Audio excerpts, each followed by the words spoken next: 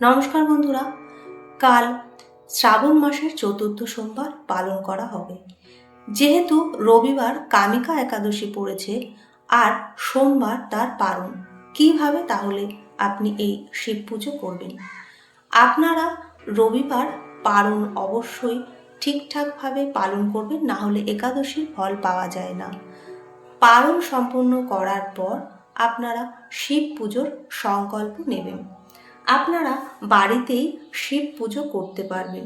কি শস্য অর্পণ করবেন, কি কি উপকরণ লাগবে, কত তারিখ পড়েছে এই শিব পুজো এবং শিব পুজোর শুভ সময়টাই কি, আজ জানবো আজকে ভিডিওর মাধ্যমে। সোমবার যে শিব পুজো করবেন, উপবাস করে কি বা খাবেন, কি বা খাবেন না, সমস্তটাই জানবো আজকের ভিডিওর মাধ্যমে। ভিডিওটি আপনাদের ভালো লাগলে ভিডিওতে একটি লাইক করে দেবেন এবং চ্যানেলকে সাবস্ক্রাইব করে পাশে থাকবেন। চতুর্থ সোমবার 24শে শ্রাবণ 10ই আগস্ট পড়েছে। চতুর্থ সোমবার শিব পূজায় যে উপকরণ লাগবে তা হলো দুধ, দই, ঘি, মধু, শর্করা, সাদা ফুল, আকন্দ ফুল, ধুত্রা ফুল ও ফল, কলকে ফুল, অপরাজিতা ফুল, গঙ্গা জল, সাদা মিষ্টি, ডাবের জল, বেলপাতা। ফল হিসাবে আপনারা যে কোনো মৌসুমী ফল বিজোড় সংখ্যা নিতে পারেন। আপনারা যে শিব পুজো করবেন তার শুভ সময় হলো সকাল 10টা 21 থেকে শুরু করে সকাল 12টা 50 মধ্যে আপনারা সকালের পুজো সেরে নেবেন। অনেকেই আবার প্রদোষকালে অর্থাৎ ঠিক সন্ধ্যার সময় পুজো করে থাকেন। সেই সন্ধ্যার সময় যে পুজোটি করবেন তার শুভ সময় হলো 6টা 35 থেকে শুরু করে রাত্রি 8টা 54 মধ্যে। এই সময়টি ভীষণই শুভ। বাড়িতে পুজো করছেন তার জন্য অবশ্যই একটি পাথরের থালাতে শিবলিঙ্গ বসাবেন। প্রথমে আপনি শিবলিঙ্গে গঙ্গা জল অর্পণ করবেন এবং ওম নমঃ শিবায় 3বার উচ্চারণ করবেন। তারপর জলাভিষেক হয়ে গেলে একে একে দুধ, দই, ঘি, মধু, শর্করা এগুলো একে একে দেবেন।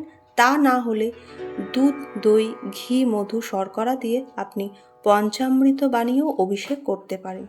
অভিষেক করার সময় অবশ্যই ওম নমঃ শিবায় উচ্চারণ করবেন। এরপর অভিষেক হয়ে গেলে শিবলিঙ্গটি গঙ্গা জল দিয়ে ভালো করে ধুয়ে তারপর পরিষ্কার কাপড় দিয়ে মুছে নেবেন। তারপর একে একে বেলপাতা, ফুল, মালা যা যা উপকরণ আপনার কাছে আছে সেগুলো ওম নমঃ শিবায় মন্ত্রযোগে অর্পণ করবেন। এরপর ফল যা এনেছেন সেগুলো অর্পণ করবেন, মিষ্টি অর্পণ করবেন। সবশেষে আপনি যে জবটি এনেছেন আপনার মনস্কামনা বলে সেই জবটি 108 সংখ্যায় যদি অর্পণ করতে পারেন তাহলে ভালো। এরপর ধূপ দ্বীপ দিয়ে আরতি করবেন। আপনি কর্পূর দিয়েও আরতি করতে পারেন। শিব পুজোয় কখনো শঙ্খ, তুলসী পাতা, কেতকী পাতা ব্যবহার করবেন না, এতে দেবাদিদেব রুষ্ট হবে। এই দিন উপবাস করে কি খাবেন আপনারা? যেহেতু রবিবার একাদশী করেছেন তারা তো এমনিতেই ফল, সাবু, অনুকল্প খেয়েছেনই, কিন্তু যারা একাদশী করেননি তারা অবশ্যই রবিবার সংযম পালন করে সোমবারের উপবাসের জন্য তৈরি হবেন।